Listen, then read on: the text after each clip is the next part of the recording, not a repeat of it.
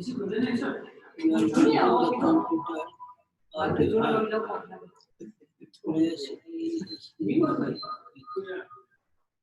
Sir, ठीक है sir.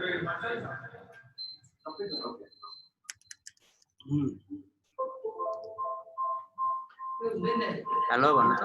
Hello. ल ठीक छ, ठीक छ। अलराइट, ठीक।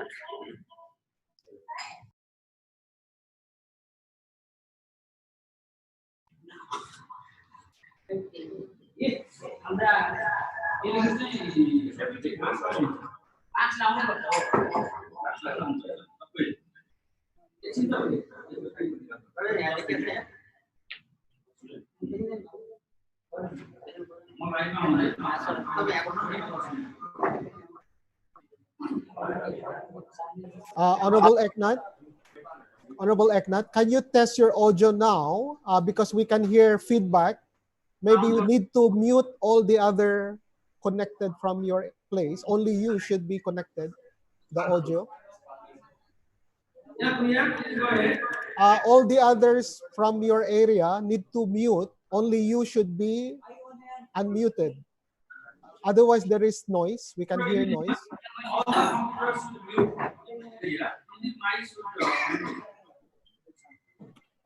Hindi ko makontrol eh. Hindi ko ma-mute sila.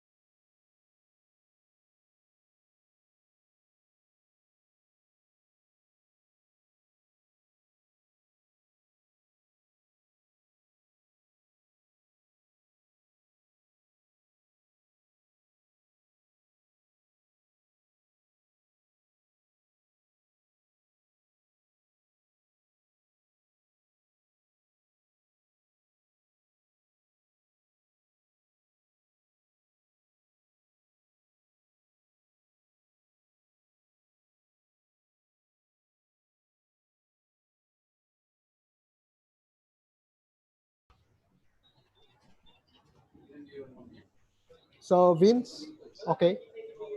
Nasa kayo na yun. Pero hindi niya nabuo, no? Pero kung yan na yung nakasala, hindi na pwede ipasok namin. Okay, so maybe around 4 minutes now.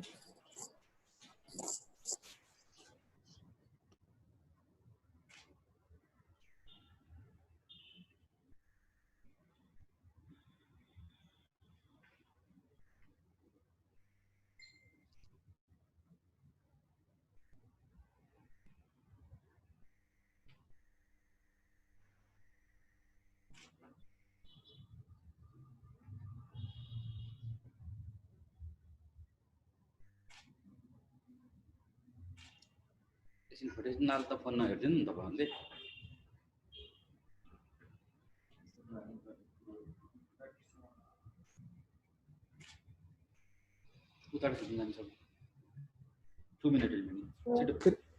3 minutes to broadcast.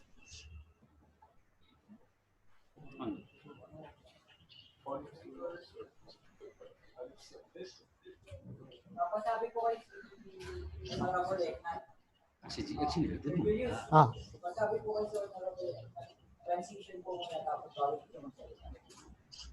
Honorable Eknat, when we give the cue to start, don't speak immediately. We have some kind of transition, and then when your face appear, and then you speak. Okay. Because I am looking my PowerPoint, so I cannot see my screen. Oh, really? Yeah. Around how many seconds transition? 3 seconds. So after we count down to broadcast, after we broadcast, we will just count 1, 2, 3, and then you will appear on screen already. Yeah, after 3 seconds, right? Yeah. So don't speak immediately. Okay. Okay, thank you. So it's now 3:58, so 2 minutes to go. We have 106 countries registered as of 2 p.m. Bangkok time. So after I speak until the translation. Yes. Yeah, and then we will transition. I have one more slide. Okay, I send to you. Oh, really? Sorry. You didn't see? And only after that, after translation, I have one more slide. That is like, no. Translation is the last slide, yeah. And then you will transit to the recorded video. Yes, that's right. So once you mention organizer, we will show the PowerPoint slide organizers. Yes. And then when you mention Vice President Ja, we will spotlight Vice President Ja live. Yes. And then when you mention translation, we will show also translation. Yes. Who will project that? Okay. And then live. And then after that, we go to live. Okay. 1 minute. Okay, so ready? Everybody's ready now? Okay. Is my camera focus okay, Kuya? Your camera is okay. So we are now broadcasting. Okay, please speak. For 5 minutes, no phone, okay? Okay, please speak now.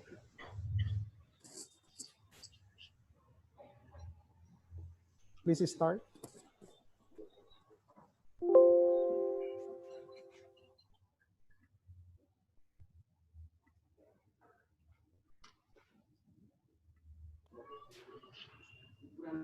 We are now broadcasting. Honorable Eknat. Excellencies, ladies and gentlemen, welcome to the Asia Pacific ISCP Virtual Summit. On behalf of the organizing committee, one more time, welcome to the ISCP Asia Pacific Virtual Summit. We are about to begin the International Summit Council for Peace, Asia Pacific Virtual Summit. I would like to acknowledge Right Honorable Paramananda Jha, former Vice President of Nepal, as well as co-chairman of the ISCP Asia Pacific, to chair this virtual summit.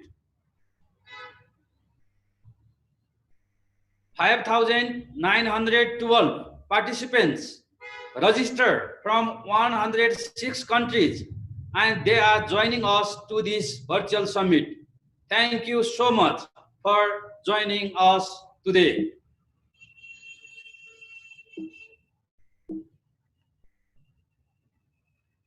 In addition to this, Prime Times Television from Nepal is live broadcasting this virtual summit. Number of social medias in throughout Asia Pacific countries are also showing live of this virtual summit. In this way, millions of people are connecting with us now. This virtual summit is being recorded and the video will be available on our webpage at www.upfasia.org and in our Facebook page, UPF Peace Talks Webinar. Translation or interpretation for this webinar is available for Thai, Cambodian, Indonesian, Mongolian, Russian, and Chinese languages. Please click at the icon below your screen, interpretation, and choose Japanese for Thai translation, Korean for Cambodian translation, Portuguese for Indonesian translation, French for Mongolian translation, Russian for Russian translation, and Chinese for Chinese translation.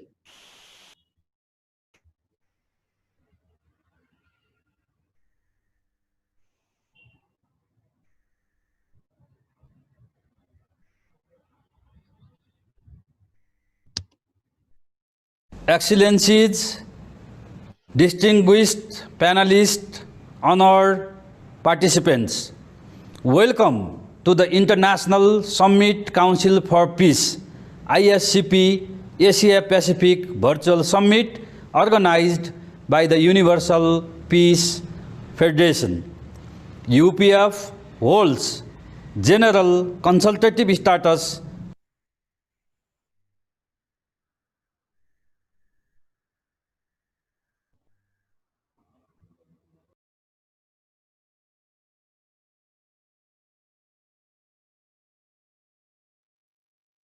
Excellencies, distinguished panelists, honored participants, welcome to the International Summit Council for Peace, ISCP Asia Pacific Virtual Summit organized by the Universal Peace Federation. UPF holds general consultative status with the Economic and Social Council of the United Nations. I am Eknath Dhakal from Nepal, Regional Chairman of UPF and International Association of Parliamentarians for Peace, Asia Pacific. I will serve as the moderator of this virtual summit. The theme of this virtual summit is rebuilding and renewing our nations in post-COVID-19 world, interdependence, mutual prosperity, and universal values. Thousands of participants from throughout the world have registered their participation to this virtual summit. Today, we are privileged to witness keynote addresses and messages from the current and former heads of state and government, current and former first ladies, and eminent personalities from around the world. In addition to this, popular artists from Philippines and Cambodia will showcase their talents through performances. I encourage all of you to stay until the end of the program. The International Summit Council for Peace, ISCP, was initiated by UPF co-founder Dr. Hak Ja Han Moon on February 8, 2019 on the occasion of World Summit 2019 in Seoul, Korea. ISCP is an international network of current and former heads of state and government who, through dialogue and collaboration, explore solutions and offer recommendations to address the world's critical problems, including climate change and environmental issues, religious conflicts, poverty, war, corruption, and family breakdown. Now, please join with me to welcome Dr. Yoon Young-ho, Director General of World Headquarters of Cheong-il-guk, as well as Dr. Hak Ja-han Moon's Secretariat, to give his remarks. Respected Excellencies and leaders attending the Asia Pacific ISCP Online Summit, I would like to first convey the words of gratitude and respect from the founder of the Universal Peace Federation, Dr. Hak Ja-han Moon. I would also like to thank the host of today's online summit, Dr. Jeong-sik Byung, Chairman of FFWPU Asia, and Honorable Eknath Thakkar, Chairman of UPF Asia. Dr. Hak Ja-han Moon asked to send a heartfelt words of encouragement and support for your tireless work to resolve the countless serious issues facing today's world during the COVID-19 pandemic. Dr. Hak Ja-han Moon launched the International Summit Council for Peace as a global organization that brings together heads of state from around the world to cooperate and share their wisdom in solving the various critical problems facing today's world and promote the realization of a lasting world of peace. In 2018, during the Nepal Summit, in 2019, during the Cambodia Summit, and early this year during the 2020 Summit and ISCP Assembly, Dr. Hak Ja-han Moon brought together key stakeholders at all levels of society from around the world to discuss and implement sustainable ways and means of promoting human happiness and global peace. In particular, it is my hope that through this online summit, which is held in the same region as the 2019 Cambodia Summit, where the Asia Pacific Union was proposed through the Phnom Penh Declaration, that the leaders from the Asia Pacific region can discuss economic development, education, development in agriculture and healthcare, and especially the promotion of marriage and family values as a way of addressing the critical challenge of our time and contribute to realizing Dr. Hak Ja-han Moon's corporate practicing true love for humanity with the heart of filial piety for heaven. May Heavenly Parents' blessing be with you all, and I hope that you can all join the 1 million online Rally of Hope, which will take place on August 9. Thank you very much. Thank you very much, Dr. Yoon Young-ho, Director General of the World Headquarters of Cheong-il-guk. Next, let us watch a special video prepared by UPF International.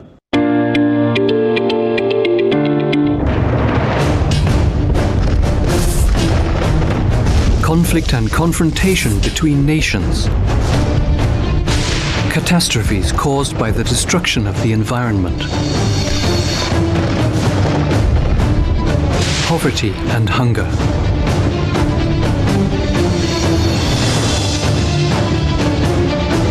The current decline of family values. What does the future hold for humankind?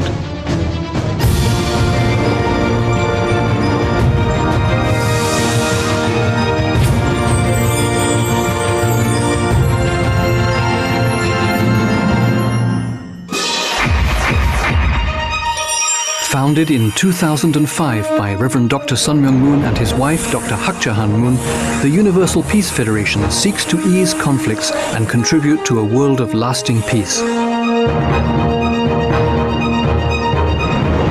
The Universal Peace Federation, or UPF, has branches in most of the world's nations and works toward these goals based on its philosophy of interdependence, mutual prosperity, and universal values. Leaders from diverse fields and from many nations are participating in the World Summit, a forum for visionaries who look beyond matters of religious faith and ethnic origin to pool their wisdom for the common good. UPF has launched the International Summit Council for Peace, the International Association of Parliamentarians for Peace, and the Interreligious Association for Peace and Development, which are beginning to galvanize the resolve of their focus groups.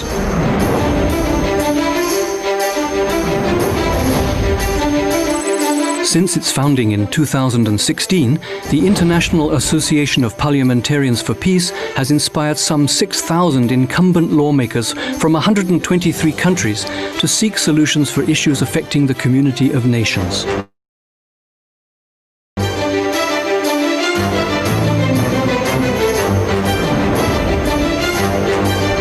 Established in 2017 in the presence of 500 religious leaders from 20 faiths and 70 countries, the Interreligious Association for Peace and Development is well positioned to promote a vision of one human family under God, embracing all religious traditions. In a similar vein, in December last year, the World Clergy Leadership Conference held in the United States convened international Christian leaders with an inclusive vision of peaceful coexistence for all people, irrespective of religion or race.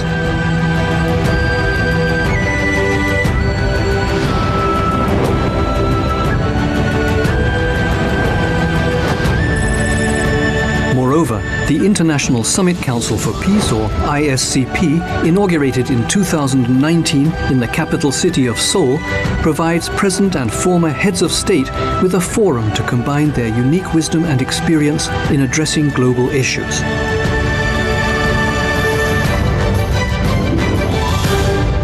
여기 모인 여러분들은 이 시대가 바라는, 미래가 바라는 선구자임이 틀림없습니다.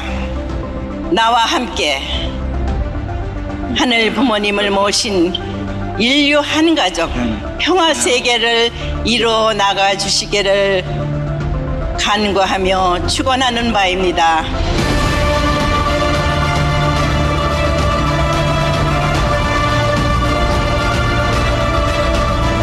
ISCP has also been launched by like-minded people in many nations and regions.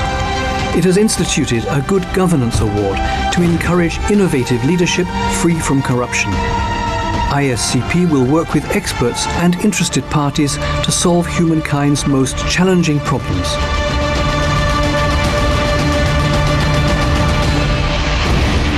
As an NGO in general consultative status with the UN's Economic and Social Council, the Women's Federation for World Peace is pioneering internationally a path to a culture of sustainable peace through the joint initiatives of women from all fields of endeavor. Moreover, young people and students who will become the leaders of our next generation are active in the Youth and Students for Peace organization, which works alongside the Universal Peace Federation and the Women's Federation to sow seeds of hope worldwide. The Sunhak Peace Prize encourages and acknowledges brave and selfless efforts for human betterment and the preservation of the environment. It is awarded to individuals and organizations whose exemplary service also inspires the new generation with a vision for peace.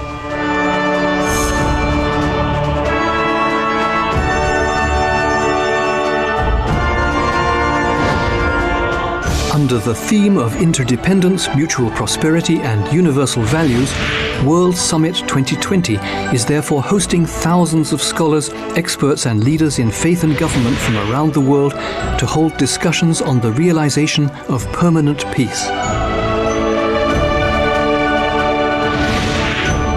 An an assembly of the International Association for Peace and Economic Development will be simultaneously convened. Experts in economics, finance and business will participate to discuss technological and financial equalization based on the values of interdependence and co-prosperity. In addition, some 500 media professionals from around the world will participate in the assembly of the International Media Association for Peace to examine the role of media organizations and their potential to support the peace process on the Korean Peninsula. 세계 5색 인종은 모두 동등한 가치를 갖고 태어났습니다. 인종에 관한 한 하나님은 생명입니다. 생명. 21세기는 함께 더불어 사는 초인종, 초국가, 초종교의 시대입니다. 참사랑을 지배하는 시대가 열렸다는 말입니다.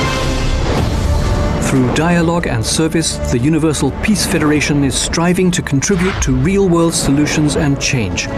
UPF will strengthen its capacity to inspire international leaders to commit their hearts and resources to the cause of sustainable peace.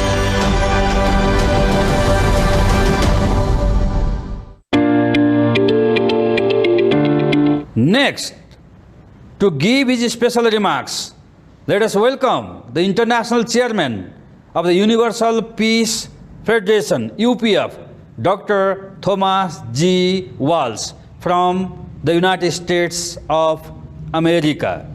Dr. Walsh is a thinker, writer, and an editor. He also serves on the boards of directors of the Washington Times. Dr. Walsh, please. I'm very happy to be able to address this important Asia-Pacific virtual summit.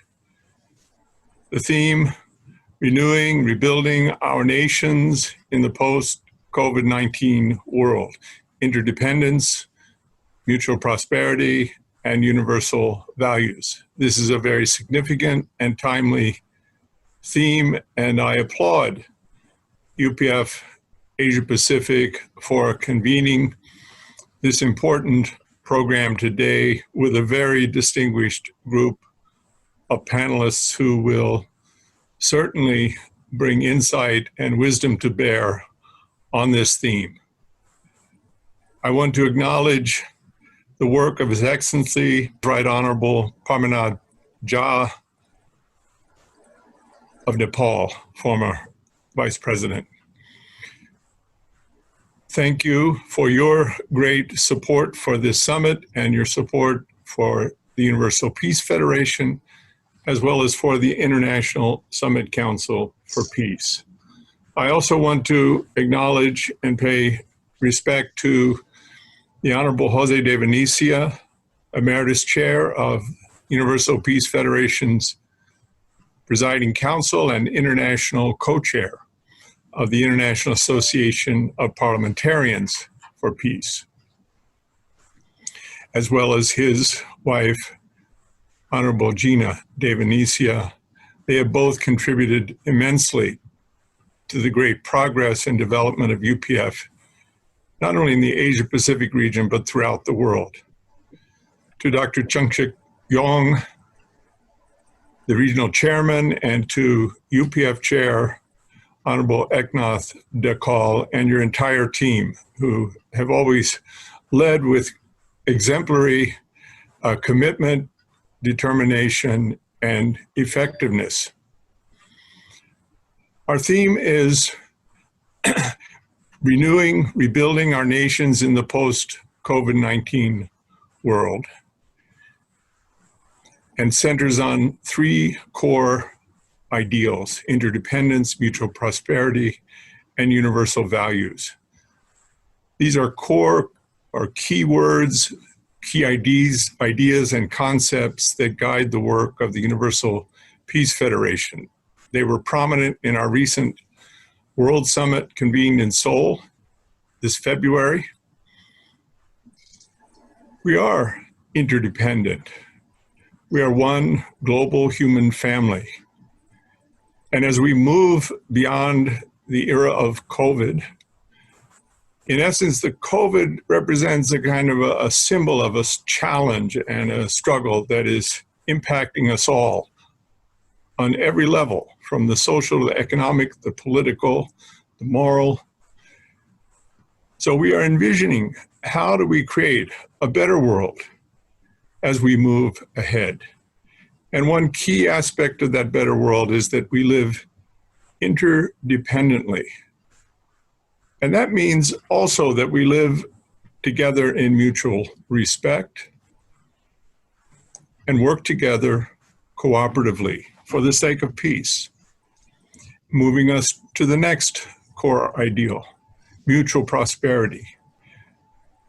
That we work together to build a world not where there's one group who are winners and another who are losers, or a highly prosperous class of people and an impoverished class of people, but rather we increasingly equalize the benefits and the prosperity of this world, promoting growing middle class throughout the world in all nations, and greater equity and equalization of the world's wealth, the world's resources.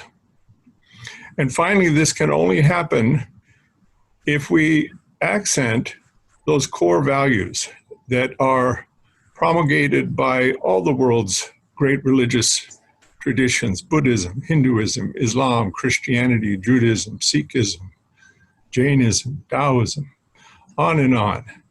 There are core values. There's a common ground that we all share. These three values have been emphasized by the founders of the Universal Peace Federation for decades. And recently, when Dr. Hak Ja Han Moon spoke at the World Summit, she too underscored these core values. So I hope as we begin this important webinar, this virtual summit, that these values will come to the fore and that it will strike our hearts, our minds, and our imagination as we seek to build a better world, that we do rebuild and renew our nations. It's something we're all committed to, not in the sense of nationalism alone, but how we build, stabilize, develop, and move our nations toward greater mutual prosperity centered on our values, but also envision this international community of nations that are bound together in wider solidarity based on universal values. I congratulate you for inaugurating this important summit, virtual summit, and I'm truly grateful for the work that's being done. The Asia Pacific region is extremely important, and I am so encouraged that our UPF Asia Pacific region is truly standing up and identifying the work that needs to be done and is beginning to emerge more and more as a resource for nations, for governments, for all sectors of society to build a world of universal and lasting peace. I thank you, and I wish everyone well for this successful summit. Thank you very much. Thank you, Dr. Thomas G. Walsh, the International Chairman of the Universal Peace Federation.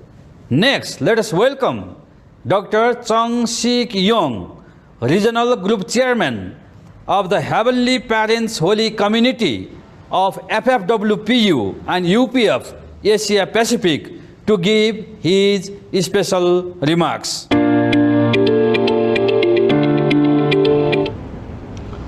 His Excellency Pamanandaja, former Vice President, Federal Democratic Republic of Nepal, and co-chair of the International Summit Council for Peace, Asia Pacific, respected current and former heads of state and government, first ladies, our UPF international leaders, distinguished guests, on behalf of Mother Moon, it is my honor to welcome you to this International Summit Council for Peace here in the Asia Pacific region.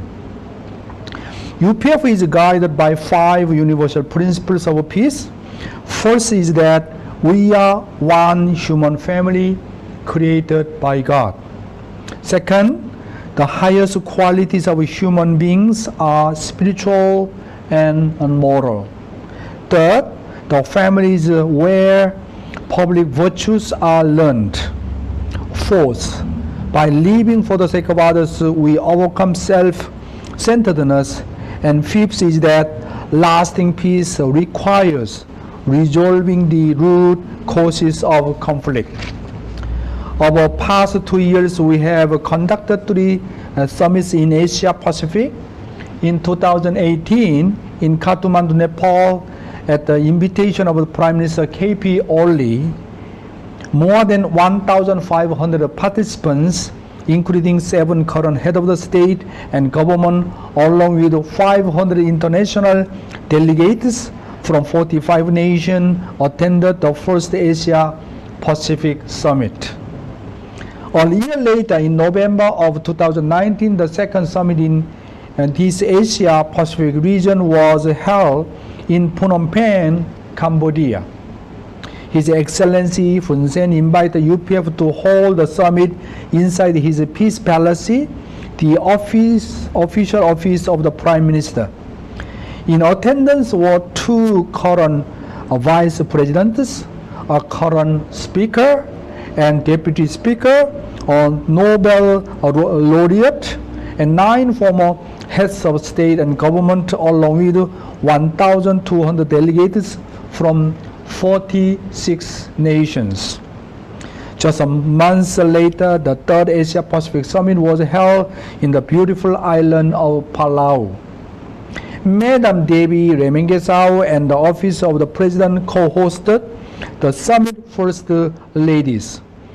The Republic of Palau and UPF were honored by having 5 current and 3 former first ladies attended, along with 480 foreign and local delegates.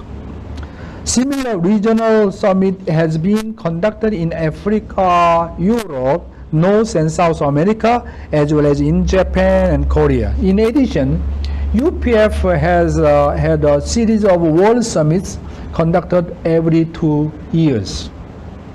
The most recent was this year, February 2020 in Seoul, Korea. It had over 10,000 participants, including 2,800 international delegates from 170 nations. UPF was deeply honored to host 120 current and former heads of state and government at the opening plenary. Now, please allow me to turn briefly to topic for our virtual summit today. The theme is rebuilding and renewing our nations in the post-COVID-19 world. Interdependence, mutual prosperity, and universal values. In order to rebuild and renew our nations, we need universal values. How can a society prosper or even survive without shared values? To be honest, the lack of universal values is more dangerous than the coronavirus. It is because of a lack of universal values that the new disease spread so rapidly, causing so much death and destruction. Rather than cooperating and working together, nations are competing against each other and foes rather than friends. Kofi Annan, the Secretary General of the United Nations in 1997 to 2006, pointed this out, saying, universal values are also more acutely needed in this age of globalization, than ever before. In Mother Moon's recently published memoirs entitled Mother of Peace, she talks about God's dream for creating this world, saying that our Heavenly Parent created us to grow to maturity, marry with heaven's blessing, and become true parents to our own children. In other words, the family is God's blueprint for creation. Our most valuable relationships, which are eternal, are found among family members. Indeed, the family is the origin of universal values. I would like to encourage you to study more deep insights of Father and Mother Moon on the topic of the family. In closing, I would like to once again express my sincere gratitude to that you took time from your schedules to attend this virtual summit. May God bless you, your families, your nation, and our world. Thank you very much.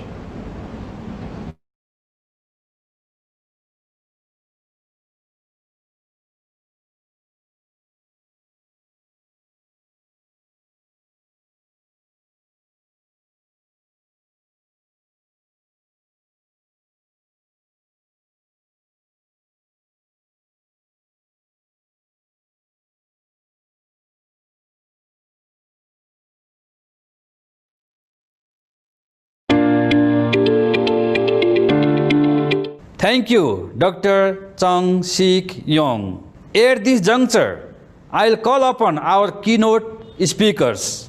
To begin, let us listen to a special message from His Excellency Mahinda Rajapaksa, the Prime Minister of the Democratic Socialist Republic of Sri Lanka. It is with great pleasure that I send this message for the International Summit Council for Peace. As we all know, the entire world is currently grappling with a sudden and quite unexpected outbreak of a malicious virus that has left us confounded. The outbreak and rapid spread of COVID-19 has stretched global public health systems beyond their limits and caused unprecedented economic, social, and humanitarian damage. This virus knows no borders. Tackling it therefore requires strong international leadership, guided by a sense of shared responsibility and solidarity. In fact, only a global victory that incorporates every single nation can bring this pandemic to an end. Only then can we all declare true victory. All our countries have faced various types of crises in the past, from violent conflict and economic struggles to natural disasters and epidemics.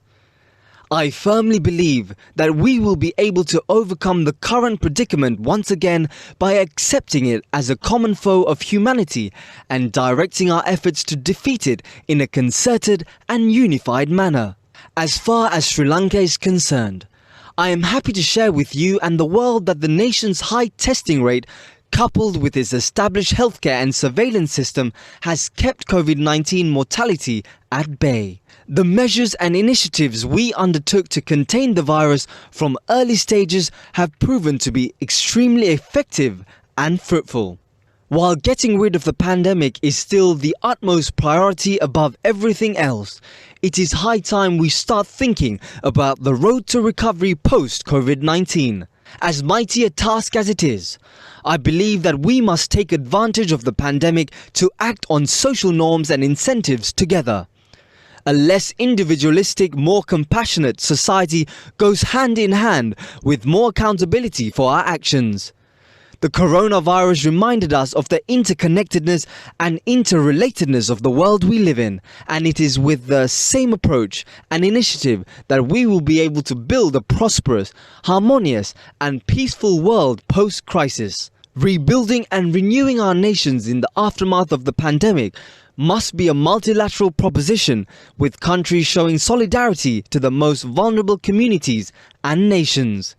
We need to move beyond short-term thinking for our own benefit as well as those of future generations. Such a realization would be a first big step towards remaking a world troubled by COVID-19. In this context, this timely event under the theme Rebuilding and Renewing Our Nations in the Post-COVID-19 World, Interdependence, Mutual Prosperity and Universal Values presents an excellent opportunity for deliberations on addressing post-COVID-19 issues all our countries will be facing. I would like to thank the Universal Peace Federation and International Summit Council for Peace for inviting me to take part in this important event, and I wish the summit complete success. Mahinda Rajapaksa, Prime Minister of the Democratic Socialist Republic of Sri Lanka. Thank you, Your Excellency. Next, let us welcome His Excellency Anote Tong, the President of the Republic of Kiribati, from 2003 to 2016, as well as Son Hak Peace Prize laureate, to deliver his keynote address. Let me begin with warm greetings from the Pacific. And of course, the question that we are being asked to answer on this occasion is, what lessons have we drawn from the post-COVID-19 pandemic? Let me begin by perhaps going through the scenario of events that took place when the pandemic was, before it was declared as a global pandemic, and following that. We know very well where it originated. We know how fast it spread and affected the many countries, many of whom are developed countries. And so from where it originated in China to Korea, from Asia to Europe to the United States, which includes some of the most developed countries. Here at the Pacific, we also suffered. Our airline and tourism industries have suffered. Many of our people have been affected by the downturn in the tourism industry and have suffered economic hardships. They have lost their jobs, those directly involved in the industries, and of course those that are involved indirectly. So as a global community, we have seen how vulnerable we can be, how exposed we have been to this very, very virulent infection. And so we continued to ponder, could we have avoided it? How could we have dealt with it? And I have read recently that a commentary by one of the heads of the UN agencies who commented as follows: the COVID-19 pandemic is just a fire drill in comparison to what we will face with the climate change challenge. And so at this very moment in time, we are faced by many challenges with the ongoing conflict in the China-Indian border, with what is going on in the South China Sea, with the potential conflict also in the Middle East, together with the ongoing challenge of climate change. And I have been asked on a number of occasions whether climate change has been overshadowed by what's happened with the COVID-19. The lesson we learn from here is that the pandemic that we are experiencing really exposes how vulnerable, how fragile our world can be, and how during the lockdown period, how our world, the world as we know it, can be so upended into something vastly different from our expectations. But I think what we really need to reflect upon is there are so many other challenges. The COVID-19 pandemic is something that hopefully one day, hopefully in the near future, there will be a vaccine identified, and hopefully that will address in the long term that problem. We have experienced similar pandemics in the past. Personally, we will not have that experience, but the world has seen that. But the challenges that we continue to face are much more huge in comparison. With the potential conflict in the South China Sea, in the Indian-Chinese border, we have two of the most populated countries in the world in conflict. We have two countries, both superpowers, both nuclear power countries, and in the process of increasing escalation of conflict. In the South China Sea, we have similar conflict between the United States and China. And so what are the lessons that we have learned? We have learned that no matter what we do, no matter what the technologies we develop to try and gain dominance over the other, we end up perhaps one day not destroying our enemies, but destroying the rest of the world. In the climate change challenge, we have those who continue to pursue their own agenda in terms of accumulating the wealth that they believe will give them power, and whatever else they believe will give them that, we will edit their second, and we'll give them the superiority, but in the process, they are leading us to our own destruction. And so the lesson that I believe we have learned, we should have learned from this pandemic is how really fragile our world can be. And now we must learn to live in harmony, not only with each other, but with nature and with the technologies that sometimes give us the arrogance to believe that we can deal with nature. So once again, we ask ourselves the question, what was our experience during the pandemic, during the lockdowns, the prolonged periods of lockdown, which I'm sure we all experienced. What was our experience? What were our lessons? I'm sure, like everybody else, we all went, like myself, we all went through the process of soul searching. What is it that is important to us? You know, many of us have been isolated from our families, and I, for one, am here in Fiji, stuck here because I'm unable to travel home, and I've been here for the last few months. And so we begin, over that long period, we begin to ask ourselves what is important? What do we value in life? And I think the period of lockdown has served as a period of spiritual renewal for many of us. We begin to ask ourselves many fundamental moral questions. And hopefully we come away well refreshed, ready to understand that no matter how much we believe we can control the events of the world, how much we believe we can change the natural order of things, the reality is this, that until and unless we can live in harmony with each other, with ourselves, and especially with nature, then we are most probably headed towards destruction. So with these words, once again, I wish you all the very best in your endeavor, and hopefully by sharing these comments, I have contributed to your discussions. Thank you. Thank you, Your Excellency. Next, let us welcome His Excellency Kesai Hesa Note, the President of the Republic of Marshall Islands, from 2000 to 2008, as well as the co-chair of the International Association of Parliamentarians for Peace, Oceania, to deliver his keynote address. Excellencies, ladies and gentlemen, I speak from the country that I love the best, the Republic of the Marshall Islands. The past 100 years have been a transformative period in the history of the Marshall Islands. The indigenous people were governed by several foreign countries, including Germany, Japan, and the United States. The imperial government of Japan had control of the islands with the approval of the League of Nations until 1945. Then right after the Second World War, the United States of America took control of the islands as part of the U.S. Trust Territory of the Pacific Island.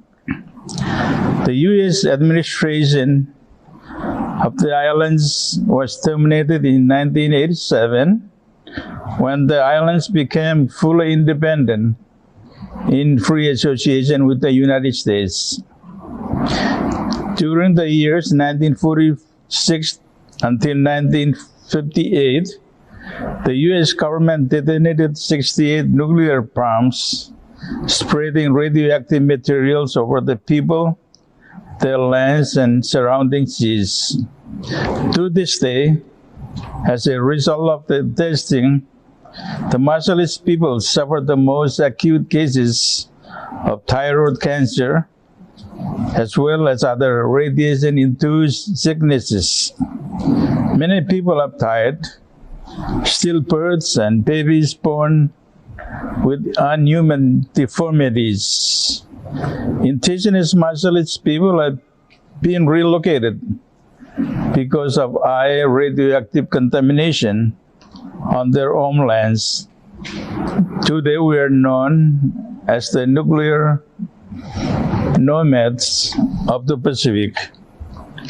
We, the martialist people, believe that the United States, the United Nations, and the world community continue to bear moral and legal obligations to address the nuclear issues as the Marshall Islands continue to suffer the consequences of the nuclear testing that took place in the 40s and 50s. As if the terrible legacy of the nuclear testing was not enough, now comes the onslaught destruction of climate change, mostly sea level rise.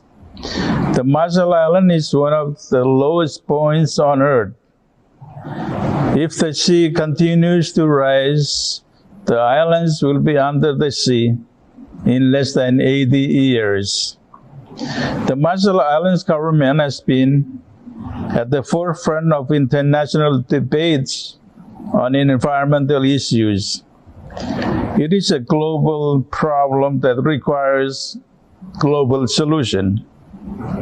In that respect, a lot has happened, but a lot more has to happen in order to fully address the destruction of climate change.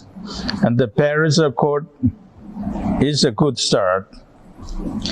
Today, I appreciate the invitation to speak as part of UPF's Peace Talk, specifically on how to rebuild and renew our nations in a post-COVID-19 world. COVID-19 is a horrific pandemic that the world was not prepared for. Even with all the modern cutting-edge technologies in medicine, 8 months into the year, and we still don't have vaccine to cure it. This most contagious disease affects every facet of human life and every sectors of our civilization.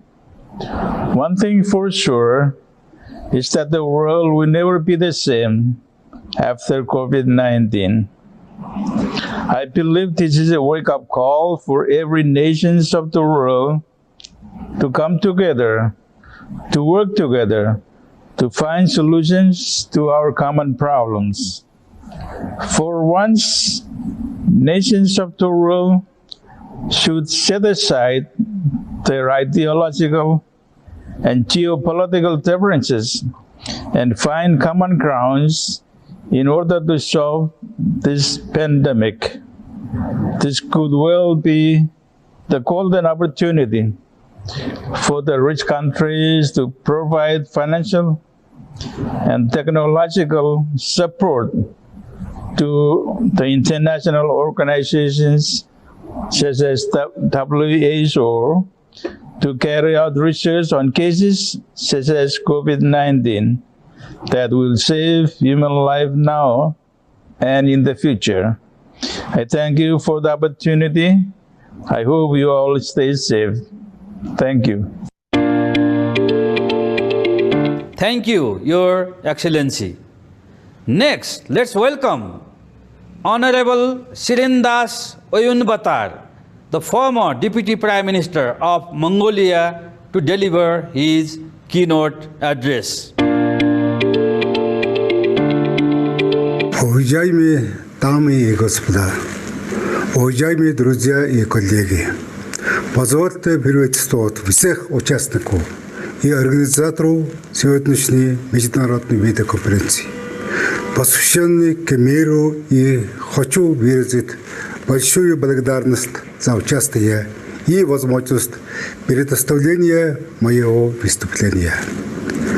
И в конце прошлого года пандемия COVID-19 началась распространяться по всему и унесла жизнь сотни тысяч людей и представляют серьезную угрозу человечеству, заражая миллионы людей мира. В настоящее время ситуация с страшной эпидемией COVID-19 в Монголии более спокойна. Нам удалось заблокировать распространение коронавируса и изолировать более 900 инфицированных, зараженных, окончательно вылечили некоторых из них. Однако рецидив эпидемии COVID-19 и продолжается угроза повторного распространения в двух соседях. Сегодня 150 тысяч монголов находятся за границей. И в тяжелом положении без работы, без дохода и заработной платы. Находящиеся в некоторых странах без крыши над головой просят забрать их домой. При этом новое руководство Монголии подвергается массовой критике о том, что она бюрократически относится к перевозу своих граждан из-за границ на родину и наоборот готовится к празднованию национального фестиваля на дом за счет бюджетных средств монгольских налогоплательщиков. Сегодня эпидемия COVID-19 становится врагом номер один всего человечества. Эта болезнь продолжает нести серьезную угрозу всему человечеству во всем мире. И в всем мире убивает тысячи людей, независимо от географического местонахождения, этнической принадлежности, религии и их материального состояния. В дальнейшем она может привести к глубокому экономическому кризису, безработица и бедность, которая может поставить мир под угрозу нехватки продовольствия, нарушения глобального геополитического баланса и негативных изменений в международных отношениях стран мира. Короче говоря, настало время экстренных вызовов СОС по всему миру. Нам необходимо сделать вывод о нынешней ситуации с распространением COVID-19 и принять решительный шаг к глобальной экономической, политической и миротворческой политике. Мы начинаем волну перемен глобальной политики из Монголии. Поэтому мы призываем всех, каждой стране необходимо удвоить затраты на предотвращение распространения эпидемий и других инфекционных заболеваний, опасных для человечества, таких как птичий грипп, САРС, и рак, желудочно-кишечные и сердечно-сосудистые заболевания. При этом необходимо радикально увеличить уровень зарплаты медицинских работников, медицинских персоналов, затраты на научно-исследовательские разработки для выявления новых вакцин и лекарств. При том, каждая страна, в том числе Соединенные Штаты, Россия и Китай, должны сократить свои военные расходы и потратить их на здравоохранение своих граждан. Радикально улучшить уровень здравоохранения. Установить новые стандарты санитарно-эпидемических требований и вывести международное сотрудничество на совершенно новый уровень. Есть расчет, что сокращение военных расходов всех стран на от 5 до 10% затратить их на здравоохранение, что поможет решить проблему безработицы, бедность, восстановление экономики стран мира. Для этого каждый гражданин, социальное общество, правительство и все средства массовой информации всего мира присоединиться к этой волне мирных инициатив и вести совместную борьбу с глобальными проблемами. Мы настоятельно предлагаем Организации Объединенных Наций созвать в срочном порядке внеочередную сессию Совета Безопасности для обсуждения этого глобального вопроса. Мы хотим, чтобы наша инициатива была поддержана международной конференцией по вопросам мира во всем мире. Была предоставлена Организацией Объединенных Наций и другим международным организациям. На наш взгляд, один из способов преодоления мирового экономического кризиса – это сделать глобальное экономическое отношения справедливыми и гуманными. Необходимо поощрять и защитить инвестиции, расширить торговлю товарами и услугами, облегчить таможенные услуги и внедрить услуги онлайн-торговли, а также снизить уровень налогов международной торговли. В ближайшем будущем передвижение населения и туризм могут быть ограничены, но макроэкономическая политика стран мира должна быть направлена на поддержку международной торговли. Монголия привержена продвижению экологически чистых продуктов питания на международной рынке, обеспечению продовольственной безопасности населения, содействию повышению иммунитета людей, отказу и запрету генетических модифицированных и содержащихся химических продуктов. Совместно с обществом защиты прав потребителя правительство Монголии в 2020 год был объявлен годом продовольственной безопасности. Это шаг к созданию безопасных условий жизни для населения страны. Благодарю за внимание. Thank you, Your Excellency. Next, let us welcome the Right Honorable Paramananda Jha, the Vice President of the Federal Democratic Republic of Nepal from 2008 to 2015, as well as co-chair of the International Summit Council for Peace, ISCP, Asia Pacific, to deliver his keynote address. Mr. Chairman, first of all, let me take a moment to thank the Universal Peace Federation and the International Summit Council for Peace for the invitation to speak at this esteemed summit's webinar. I am fully apprised of the recent series of peace summits organized across the world where Mother Moon has re-emphasized the importance of interdependence, mutual prosperity, and universal values as a means to build a peace world. And I could not have been any happier for the opportunity to speak some words on such a unkindly topic.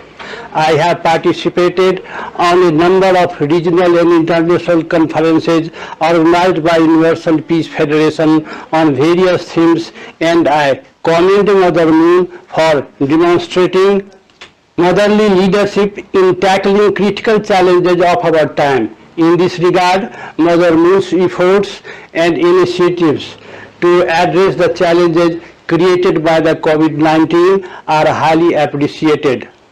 I do not wish to talk about the COVID-19 crisis from an economic or health standpoint. On this short webinar, I am fully confident that the concerned authorities and chief executives of our respective nations are doing their job dutifully and responsibly. I am more inclined to talk about the current crisis from a humanitarian perspective. Sooner or later we will defeat this invisible enemy of ours. But the real question is, how will we recover from the terrible losses we have incurred because of the crisis? COVID-19 is not only a challenge for global health systems but also a test of our human spirit. Thus, recovery must lead to a more equal world that is more resilient to future crises. And this equality can be realized in its essence only if we embrace the world as one home and all the people of the world as members of one cohesive family. At a time when the world seems to be heading to extreme nationalism, the coronavirus has taught us a valuable lesson that we are only as strong as we are united, as weak as we are divided, and that our best chance of survival against adversaries like these depends upon how generously we embrace the universal values of humanity. This virus reminded us that regardless the geographical distance and boundaries, we are all connected to each other and heavily reliant on one another.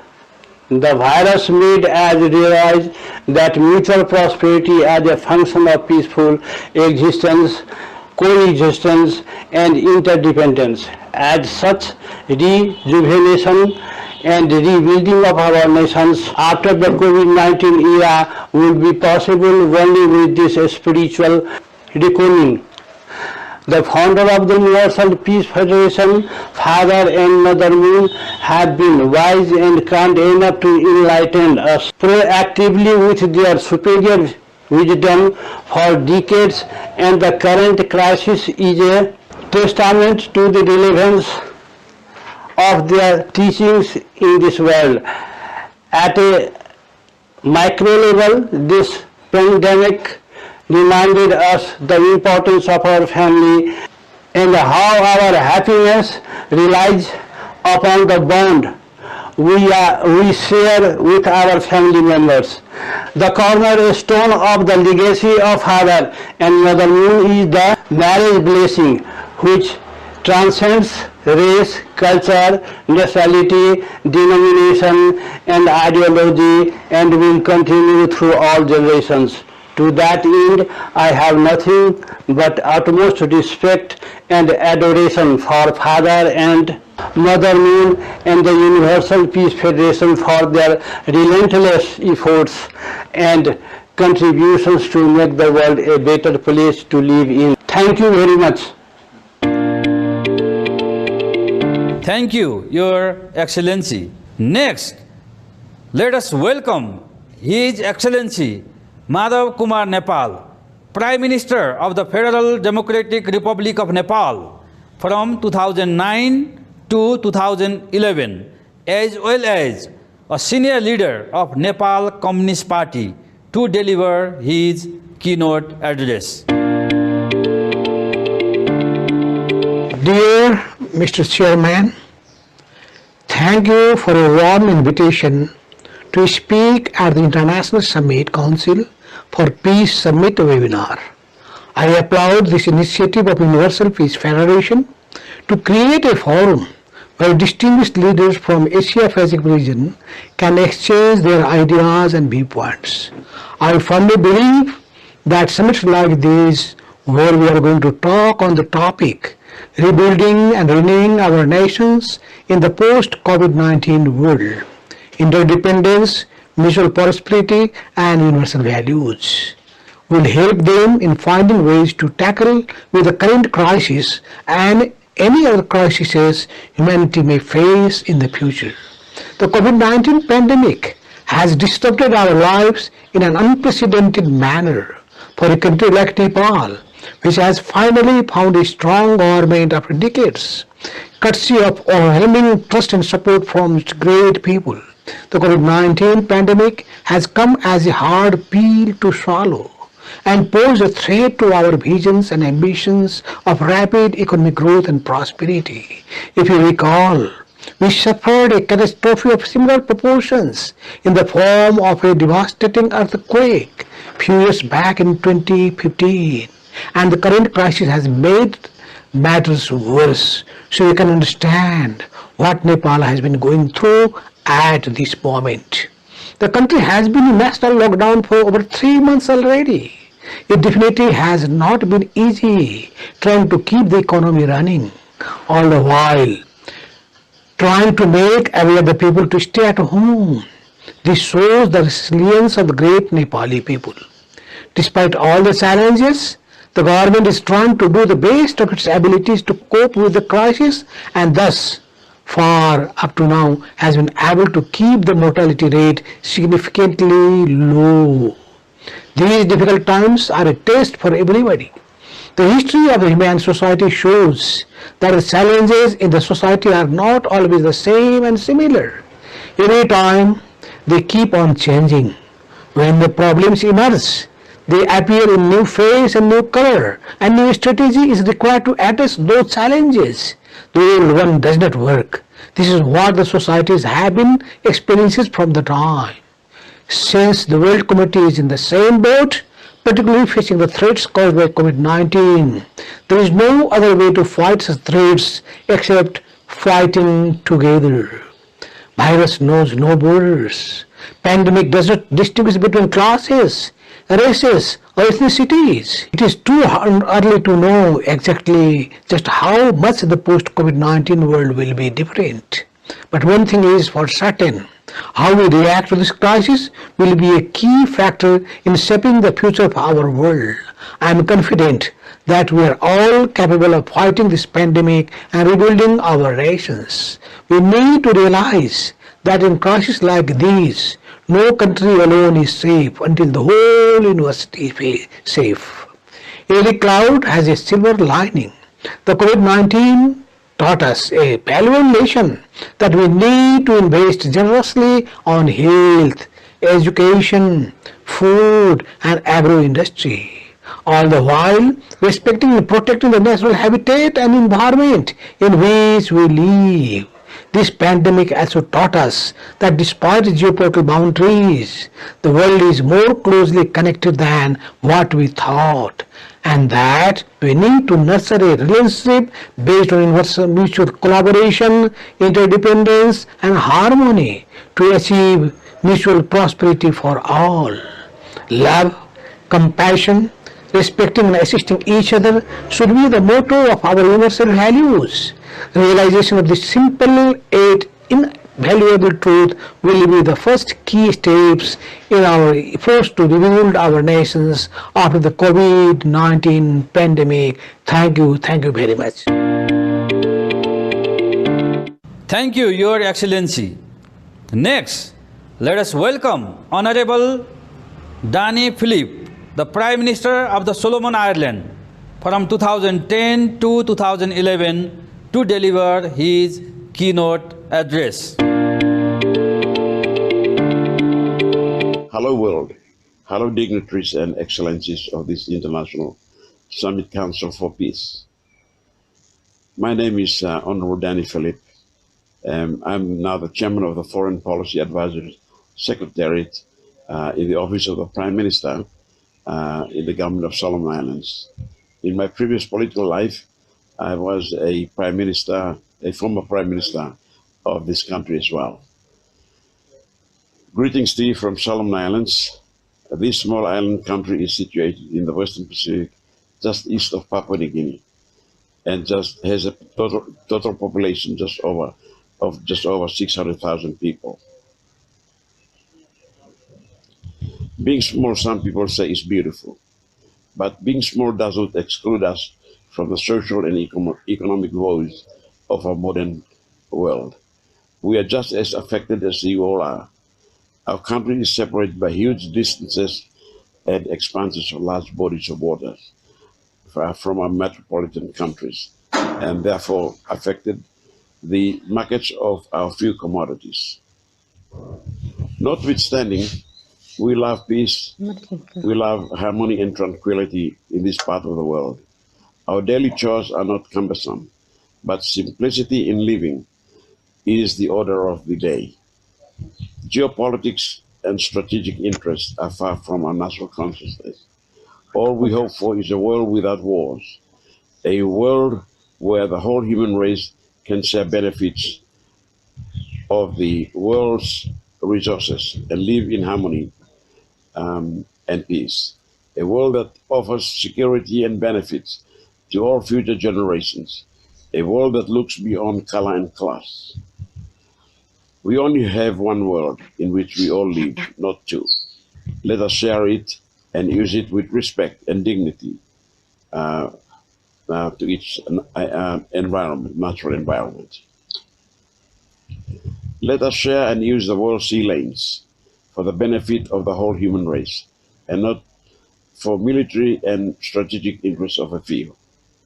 There are so many of us who are still listed as least developed countries, or LDCs, by the United Nations.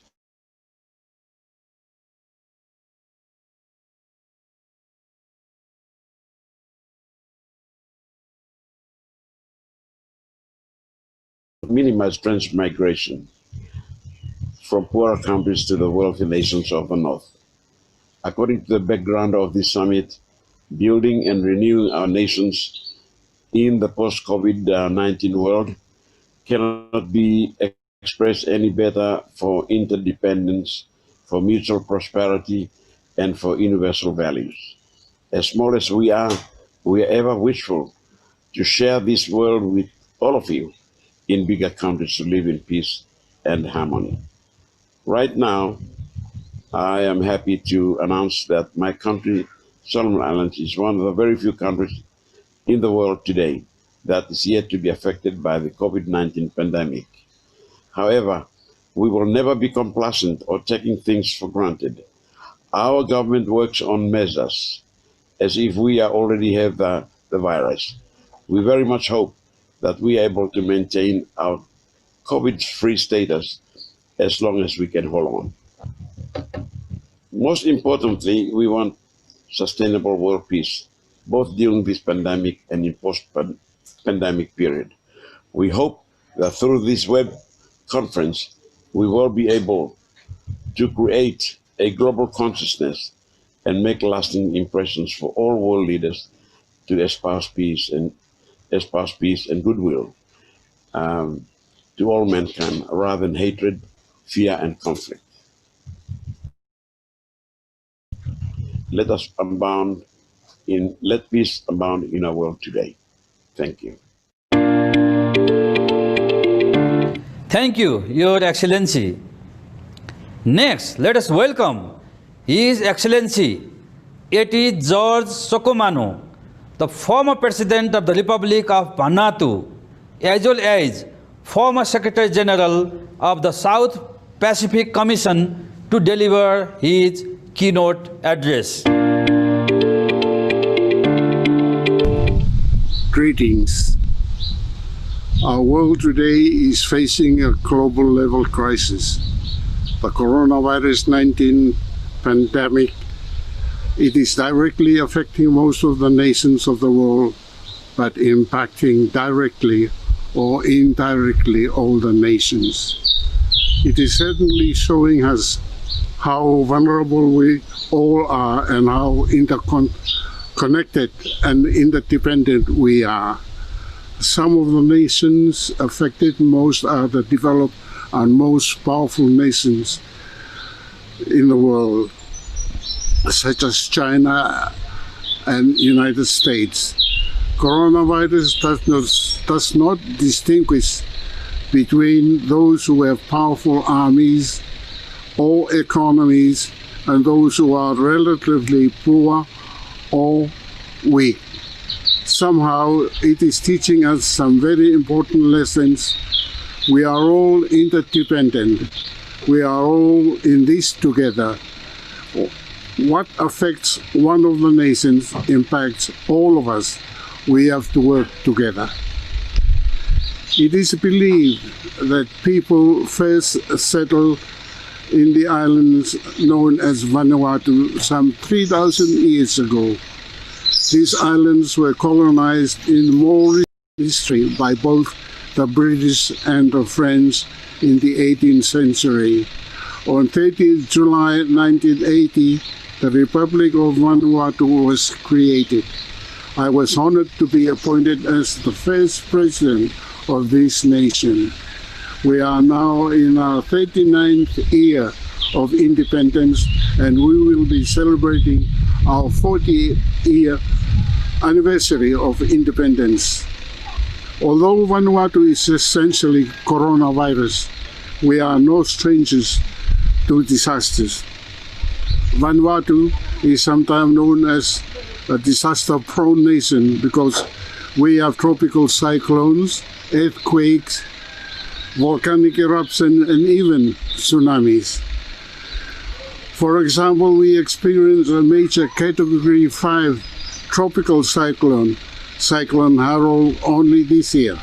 It caused widespread destruction, so we are families with responding to disasters, particularly natural disasters.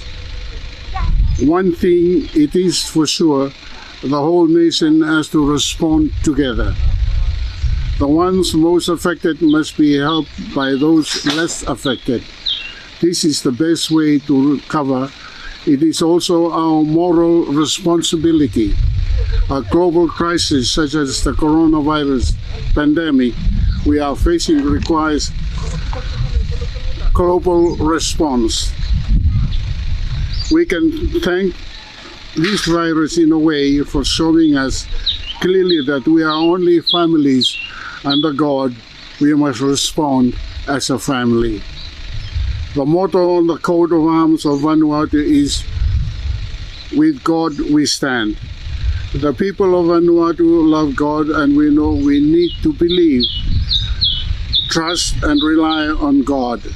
I hope that among the many things we can all learn from our coronavirus crisis is that we must look to God and we must be humble to God. We cannot do without God. God's grace, guidance, and protections. I want to conclude by thanking UPF for its ongoing work to bring peace and harmony to our world. I want to congratulate and thank the late Father, Son Moon and Mother Moon, who is now leading the movement so admirably. I thank them for their tireless work to bring the message of interdependence, mutual prosperity, and universal value to the nation of this world. In closing, I would like to pray for our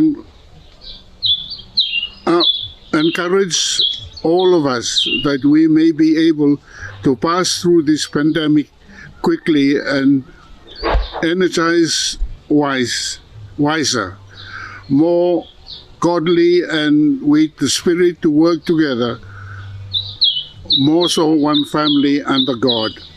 Thank you for your kind attention, and God bless you all. Thank you, Your Excellency.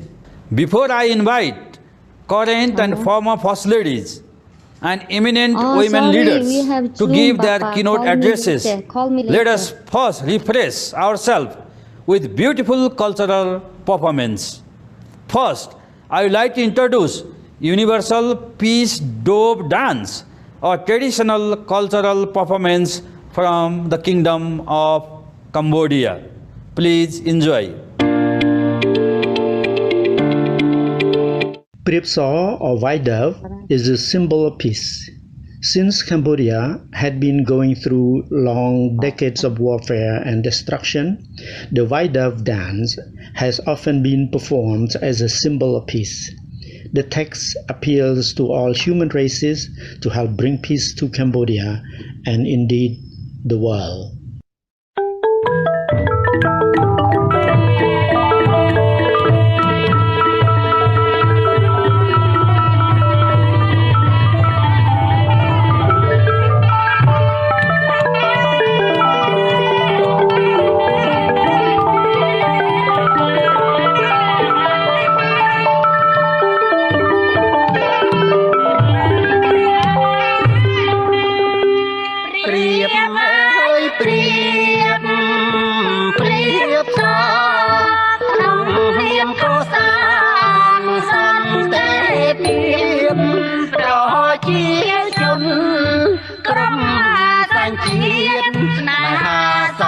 ពីទាំងសាកល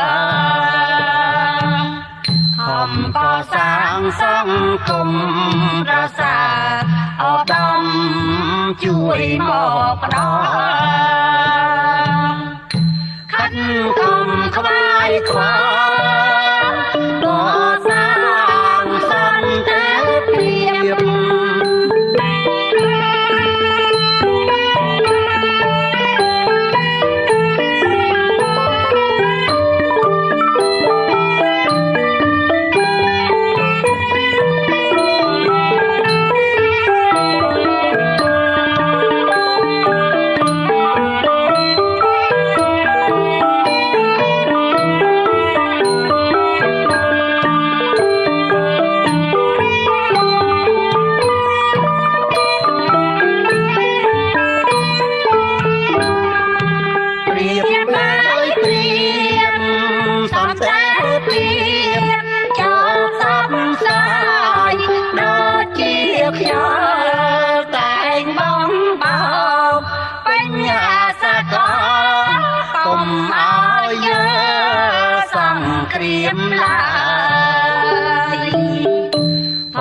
ចាងក្តីទុកសូមឲ្យបានសុខបានលហែលហើយសូមឲ្យបានដល់ត្រាយសង្គមសន្តិភាព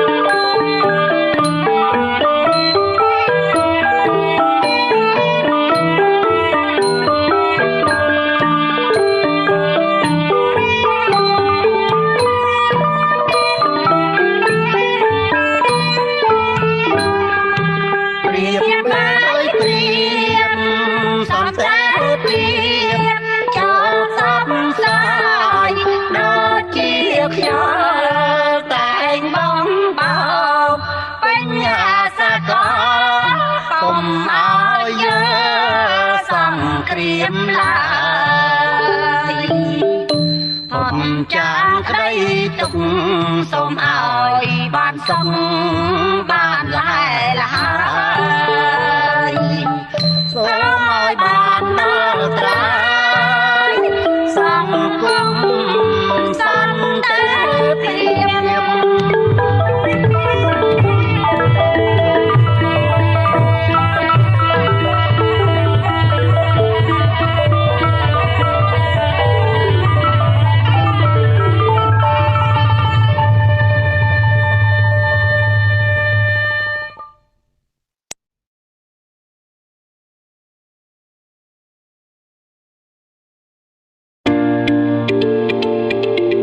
Wow, what a beautiful performance.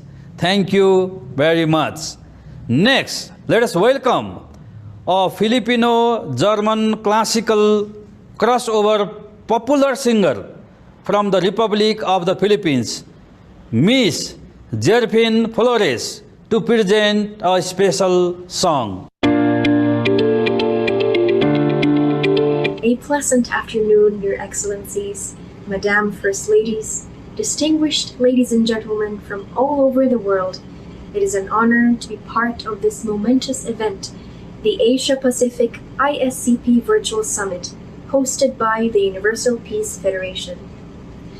We are all at a critical juncture of mankind, a transformative moment for the world, when we realize that regardless of our race, religion, and backgrounds, we are all one family, and that there is no other way to defeat this crisis but together as one. Today in this gathering, we call for solidarity, peace in the hearts of men, and hope for a better tomorrow. Today I will be singing a song entitled, I Believe.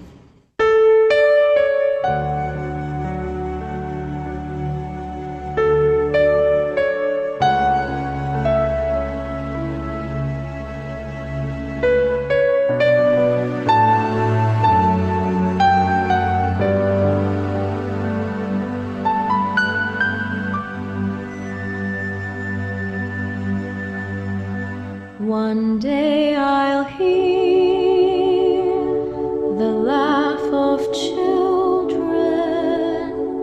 in a world where war has been banned. One day I'll see men of all colors sharing words of love and devotion.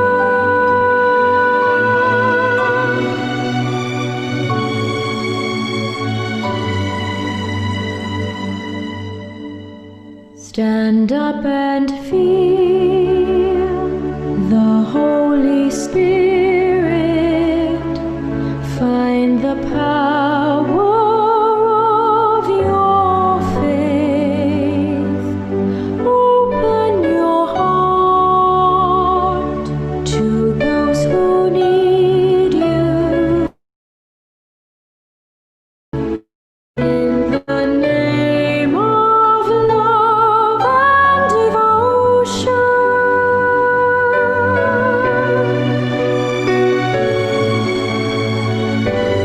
Yes, I believe.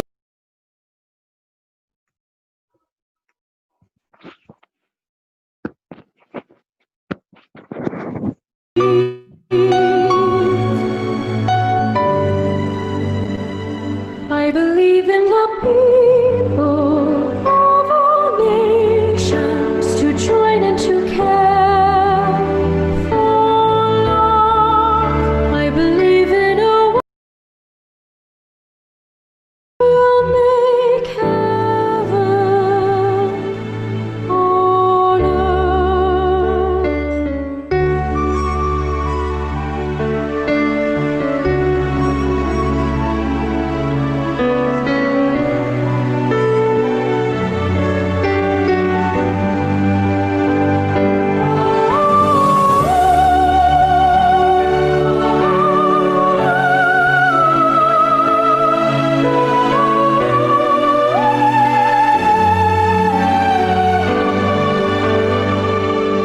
I believe in the people of all nations to join and to care for love. I believe in a world where light will guide us and giving on all will make heaven on earth. Yes,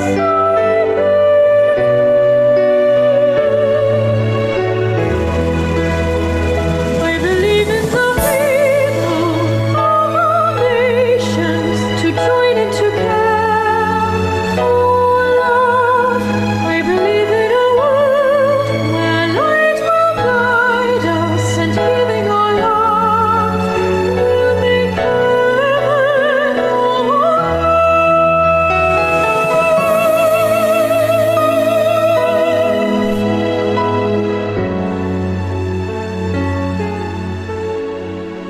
will make heaven on earth.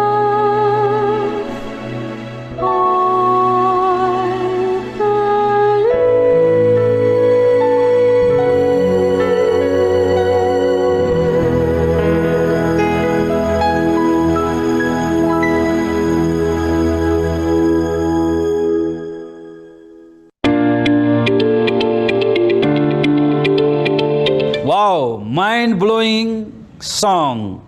Thank you, Miss Jerfin Flores. Now it is time for us to hear from respected women leaders from around the globe. This special high-level women leaders session is organized by the International Association of First Ladies for Peace, IAFLP, in coordination with Women's Federation for World Peace, WFWP. First, let us welcome Madam Rachel Marape, the First Lady from the independent state of Papua New Guinea, to deliver her keynote address. Greetings from Papua New Guinea. I remember being with you all in Palau, and it was just like yesterday. It was a great eye-opener to see how different and diverse we all are as global citizens, but with one common goal, that's for peace and unity. It was also a great opportunity for each of us to showcase our nation's interest and collaborate on mutual understanding. This year has been tough for everyone at home and overseas. Global development and economic progress are slowing down. Our partnership efforts also have been placed in holding pattern, but as a strong female leaders in our own rights, have the responsibility to inspire and lead our people to go for a better future. Now is the time to be innovative and look for solutions to our country. In PNG, we have 462,000 square kilometers of land and 600 small islands. Our government has begun agricultural development projects for sustainable food security. In the near future, we are looking into the food basket, assisting our brothers and sisters of the Asia Pacific. As I speak now, we are also grateful to our good Lord in Papua New Guinea, because we were not hit as hard as you all by the pandemic devastation of COVID-19. But our sincere sympathy and compassion goes out to those who are suffering at this time. Please know that the people of the bigger Christian nation in the Pacific Island are praying for you. We are humble and great believers in the God Almighty. We have learned that COVID-19 is an enemy unknown to us, but it has given us the opportunity to rekindle and recognize our needs as human beings. We now see more than ever the value of being close to our family and friends. Most of us are investing more in reflecting on the values. Family nurturing and health are our priorities now. My advocacy focuses on the vulnerable mothers and children. Even before the pandemic of COVID-19, they have been the most affected ones in Papua New Guinea. Our struggle to lower our mortality rate and the survival of premature babies are real. And yes, we are fighting against the TB, HIV, AIDS, domestic violence. But we as a nation acknowledge the importance of our strong international partnership with the UN, WHO, and especially the UNICEF. Women leaders are not complacent amidst the global pandemic challenges. As an example, like the Women's Federal for World Peace, Papua New Guinea has independently established the Pacific Microcredit PNG. Programs as such will complement and achieve our government's small to medium enterprise goals and objectives. This is also in support of realization of the 2020 UN Sustainable Development Goals.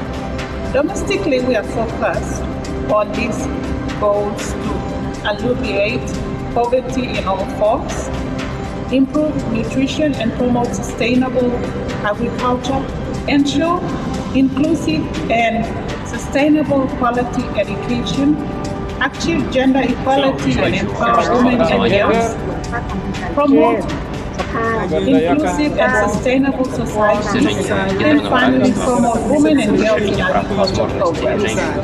COVID-19 is undeniably here to challenge humanity's capability, strength, and faith. It will reshape our world through the test of time. We will survive and be different after COVID-19 and work harder to build a better world for the next generation. we are more awake to what we truly want to deliver: health, well-being, and dignity for all. What we need now more than ever is family fostering, national unity, global solidarity, and reinforced faith to get us through. I believe and fervently pray that humanity will prevail. I challenge you all to continue to be effective leaders of peace, hope, and unity. And what can be more encouraging and knowing that is we are all in this together. Thank you and God bless you. Thank you, Your Excellency. Next, let us welcome Madam Siranthi Rajapaksa, the spouse of Honorable Prime Minister of the Democratic Socialist Republic of Sri Lanka, to deliver her keynote address. Mr. Chairman, first of all, I thank the Universal Peace Federation and International Summit Council for Peace for the invitation to speak at Women's Leaders Summit webinar. I also congratulate the founder of the Universal Peace Federation for taking the initiatives to establish International Association for Peace. This noble steps has shown that Mother Moon has recognized the unique role of women in all walks of life and provided a forum to discuss various issues for a women's way of thinking. We all know the world is difficult. Crossroads has the movement. This global COVID-19 pandemic has been threat to humankind beyond social and geographical boundaries. Unfortunately, women are all receiving end of more blows for pandemic. One of the common characteristics of most crises is that they hit the most weak populations and hardest among the women are unequally represented. While women and girls are hard to hit by the correct pandemic, they have also proven to be the front runners in the war against the same. From taking care of the family during home quarantine, to serving the healthcare workers, to providing effective leaderships as heads of states. The diverse role of women and their contribution to the society at the time of this ordeal are truly awe-inspiring. Women may be the hardest hit by this pandemic, but they will also be in the backbone of recovery in communities. So, when we think about the bouncing back from the current COVID-19 crisis and driving our nation forward into a path of economic prosperity, it is important that we put women and girls at the center of the economics. I think this approach will fundamentally drive better and more sustainable development outcomes for all, support a more rapid recovery, and place us back on the footing to achieve sustainable development goals. Women are the symbol of all universal virtues of human being: love, kindness, and compassion. Therefore, the topic of this summit webinar is very well fitting with core values and beliefs that they share as a woman. Mother Moon, too, is a woman and has not only been leading a large organization gracefully but also empowering women by providing them opportunities and platforms to make their voices heard. Empowering women means empowering families, communities, and nations as a whole. I believe that the goal of rebuilding and renewing our nations after COVID-19 can be achieved by taking the necessary steps to ensure that women's role in the society are made stronger during the recovery phase. I am really thankful to Father and Mother Moon and the Universal Peace Federation for their Comstart effects, as they put their heart and wishes to renew this world, equipped with their new ideals of mutual prosperity and universal shared values together with strong marriage and families and interfaith harmony. If the world recognized their breathless effects in realizing the peaceful world and new leadership that they have shown to the world, there is no doubt this world would become better dwelling place of humanity where they live in harmony. Thank you. Thank you, Your Excellency. Next, let us welcome Madam Diane Mendiola Tedula Torres, the First Lady from the Commonwealth of the Northern Mariana Island, CNMI, to deliver her keynote address.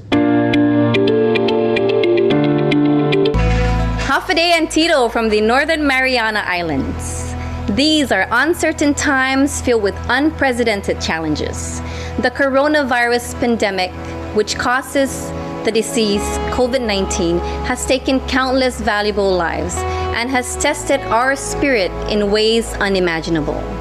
The pandemic demands that we make necessary changes in our lives to curb the spread of the coronavirus and to prevent the death of thousands more. As we pray for all lives lost throughout the world, we must also continue to fight against this plague.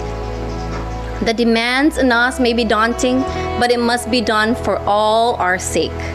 My husband, Governor Ralph Torres, and Lieutenant Governor Arnold Palacios have gathered the best minds in the CNMI from all areas of government and private sector leadership to develop strategies that would best tackle COVID-19 related challenges and have begun to prepare for what may be ahead in the coming months. We are grateful for our leadership, our partnership of our country, for a number of reinforcements, namely the benefits accorded to our people through the CARES Act.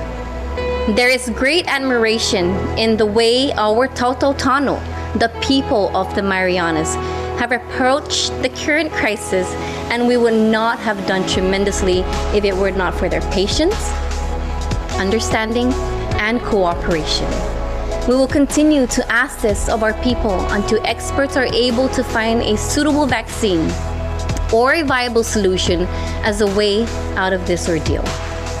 We also hope that we could continue to nurture partnerships with neighboring territories and countries as we turn our focus towards the phased reopening of our great Commonwealth.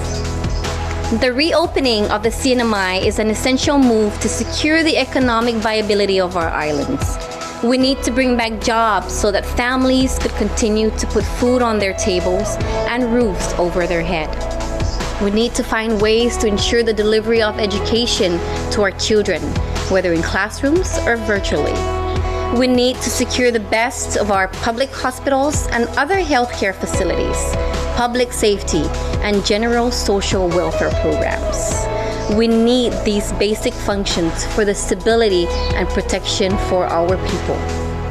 However, to make all this possible, we need an economy. The success of our efforts to rebuild our economy and the economies of the world can only be achieved by a holistic approach.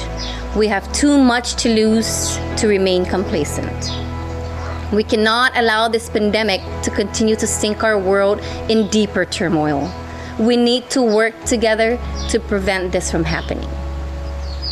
This global crisis should also remind us to hold steady the values we have held dear in our hearts that have kept peace in this world.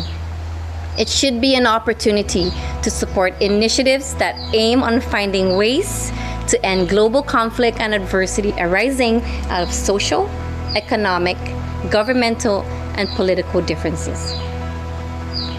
If this pandemic could teach us one thing, it would be that we are all human. We all have the desire to live in a just, free, and peaceful world. You do not inherit peace. You have to work for it, and it will always be a work in progress. I would like to thank the Universal Peace Federation for the opportunity to take part in this summit and for playing a critical role in helping to keep the peace on a global scale and for continuing to build a network of peace builders. Each and every one of you makes this world a better place. Stay safe, everyone. Godspeed. And on behalf of the people of the Northern Mariana Islands, I would like to invite you to our island chains, and we look forward to greeting you with our warm Hafaday and Tito.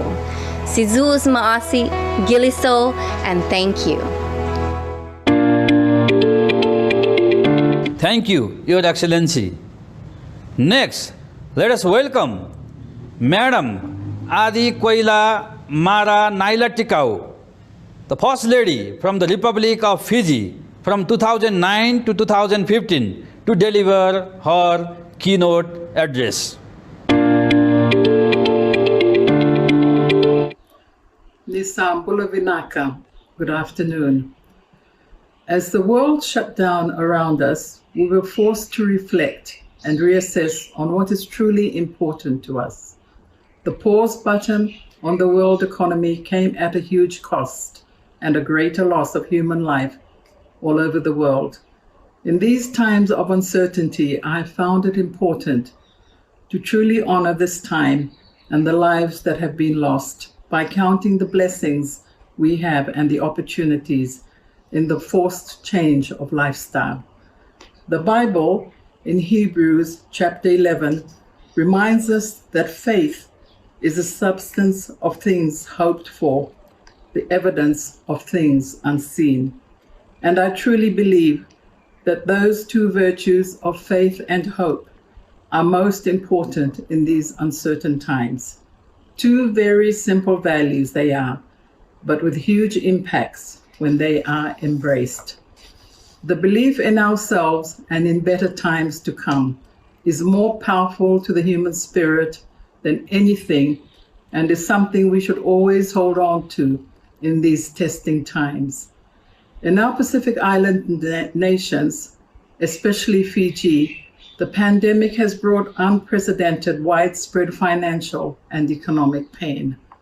However, a defining feature of the economic shock for us has been the strength of the indigenous Fijian community's reactions and the way of Velomani, the act of loving and caring for one another. This is a throwback to the spiritual harmony of our ancestors and a reminder of the interconnectedness of us with the environment. In Fiji, the ocean and the land is interwoven with our cultural identity. Our ancestors' relationship with the environment was a spiritual one with mutual respect and understanding that one cannot survive without the other. Because of this understanding, this indigenous intelligence, our ancestors ensured protocols that allowed our environment to replenish after we harvested, and that we only ever took what was needed. It was a very harmonious and sustainable way of life. During this pandemic, the economic and financial strains have forced Fijians back to their lands to recall this indigenous intelligence, to sustain us, and to look closer to home for local, fresh, and more nutritious alternatives for our sustenance and our well-being. As much of our land is clan-owned, this has brought about a resurgence in family ties and communal thinking, putting the needs of the community above the one, and ensuring that everyone has what they need to survive. With schools and workplaces having been closed for the last few months and being restricted to curfews and having to remain in our homes with our loved ones has reminded us of the importance of family. This has fortified parental and child engagement in these times, something that had gone amiss as the world rapidly developed around us. Moreover, being able to band together has reminded us of what is really important to us.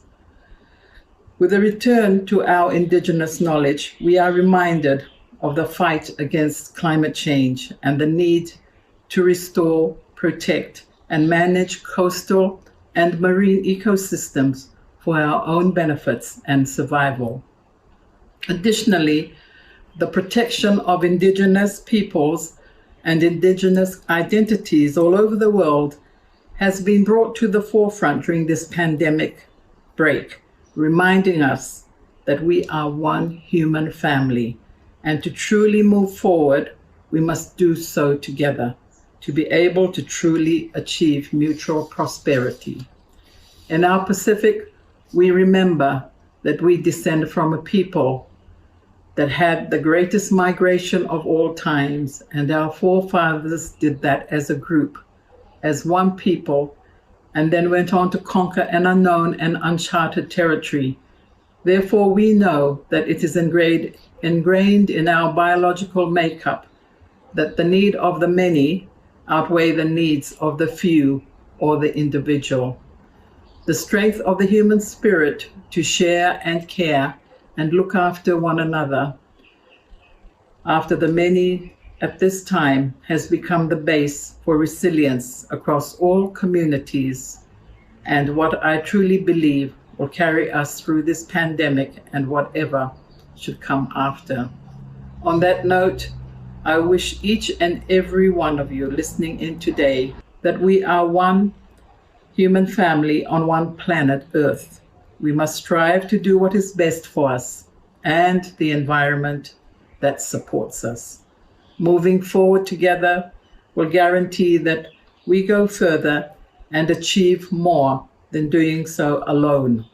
Remember the blessings and lessons in these times and embrace the opportunities that lie within. May God bless you all. Thank you. Pinakavakalevu. Nisamode. Thank you, Your Excellency. Next, let us welcome Honorable Sujata Koirala, a leader of the Nepali Congress Party, Deputy Prime Minister of Nepal from 2009 to 2011, as well as a current Member of Parliament and Vice Chairperson of the ICAP Women Wing, to deliver her keynote address. Excellencies, ladies and gentlemen, Namaste. It is an honor to be given the chance to speak in front of such a distinguished audience. I would like to thank the International Summit Council for Peace for preparing a platform for discourse, especially at this critical time. I would like to acknowledge Universal Peace Federation for its worldwide humanitarian work, helping marginalized sectors and empowering women and children, paving the way for world peace. I am certain that the summit webinar will bring forth various ideas and concepts that will help us in achieving our common objectives. As we are all aware, the COVID-19 pandemic has made a significant impact on healthcare, the economy, and society. Nepal has been working hard in order to protect its citizens, and although the number of infections is rising, so far the mortality rate is significantly low, and I would like to take a moment to remember and appreciate the contributions of everyone involved in the fight against this pandemic, including law-abiding citizens, security personnel, government authorities, and especially the healthcare workers.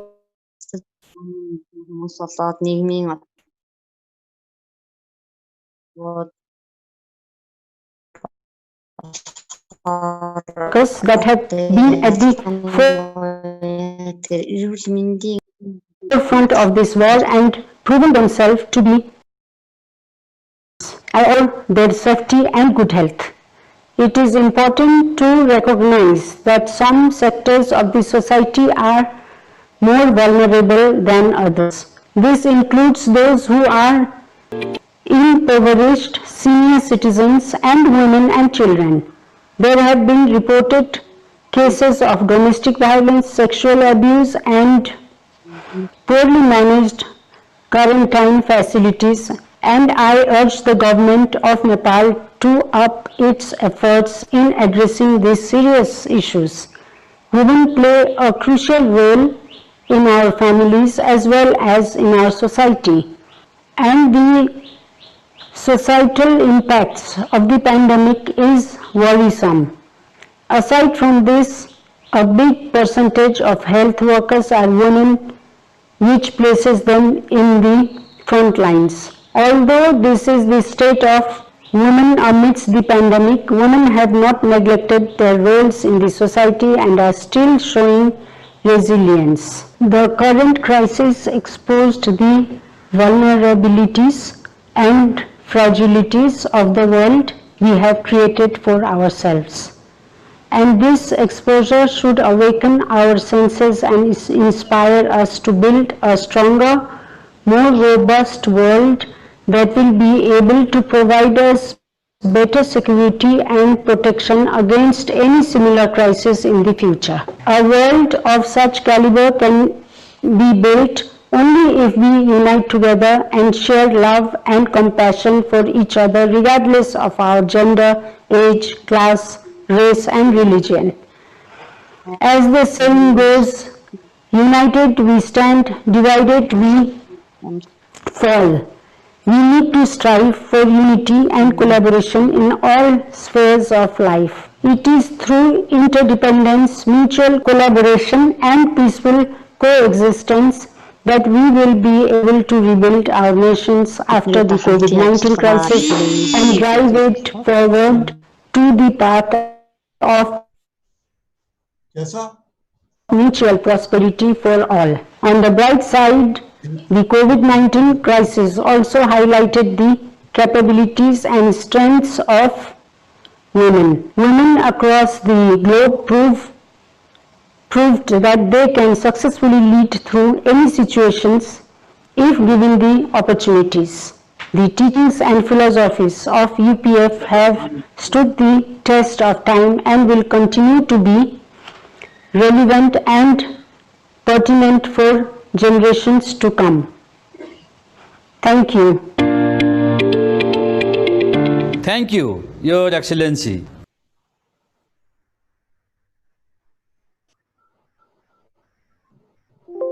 Finally, I would like to introduce Dr. Robert S. Kittel, Asia Pacific Coordinator of the International Association of Media for Peace, IMAP, as well as International Chair of IAISP, to give a summary remarks. Dr. Kittel, please. His Excellency Pramananda Jha, the chair of this amazing session, and also the chair of the ISCP in the Asia Pacific region. Your Excellencies, Madam First Ladies, panelists, ladies and gentlemen, this has been an extraordinary event in so many ways. It is no understatement to say that this has been a rich and rewarding program. The one theme that came over and over again from the panelists, yearning for peace, yearning for cooperation with people, with nature, and a bright future. In closing, I would like to express UPF's deepest gratitude to the distinguished speakers. You gave us your time, you gave us your wisdom, you shared your insights on how we can move forward in a post-COVID-19 world. But you also gave us something even more important, more precious and more valuable than that. By participating in this virtual summit, you actually gave us one of your most precious possessions. This is your reputation. When we put your name and title on the program, people were interested to attend. And as we heard from our moderator, Honorable Eknat Tikal, thousands of people in this region and around the world came to listen to you. You spent your entire lives building your CV or curriculum vitae and your biodata, and you gave that to us by attending this virtual summit. We are so grateful. So this means we means the Universal Peace Federation, are actually more indebted to you because of this summit. We can say thank you, but these words seem so shallow compared to the gratitude in our heart. Why? Together, we are building something very special, something that we could not build unless we work together. If we were alone, we couldn't do that. We each have our religious way, and we should maintain that. And yet somehow we have transcended the doctrines and theologies that so often divide us.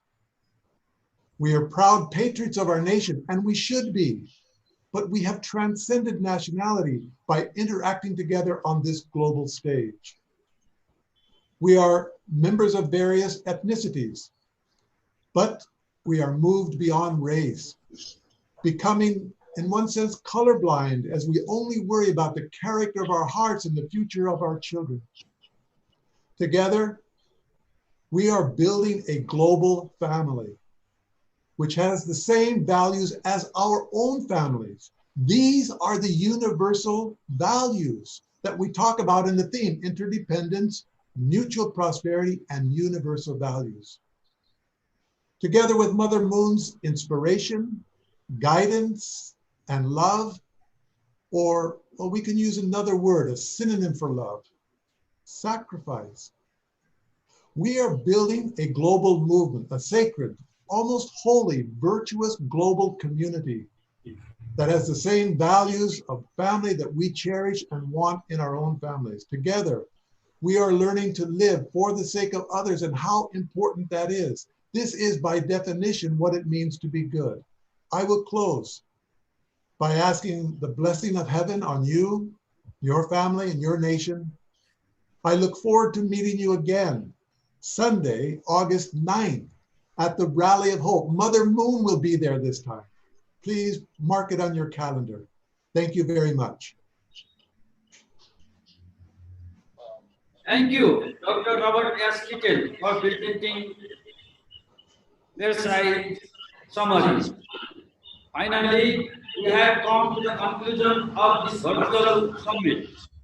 Thank you very much to our respected keynote speakers, panelists, participants, and to the organizing committee for your valuable contribution for the success of this virtual summit. Please visit our website, upf.org, for the official report. Also, I like to announce that today's webinar is being recorded and the video will be available later today on our webpage at www.upfasia.org and also on Facebook page UPF Talks Webinar. May I take this opportunity also to invite you all to join us again online in a worldwide event called the Rally of Hope that will happen on August 9, 2020. This officially concludes the ISCP Asia Pacific Virtual Summit. Congratulations to all of you. Thank you very much. Namaste.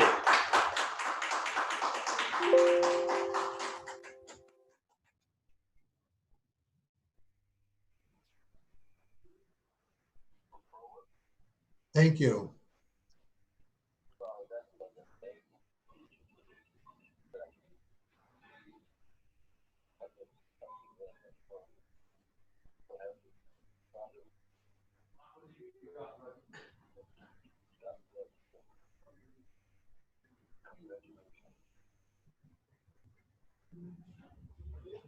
Thank you, Honorable Eknat.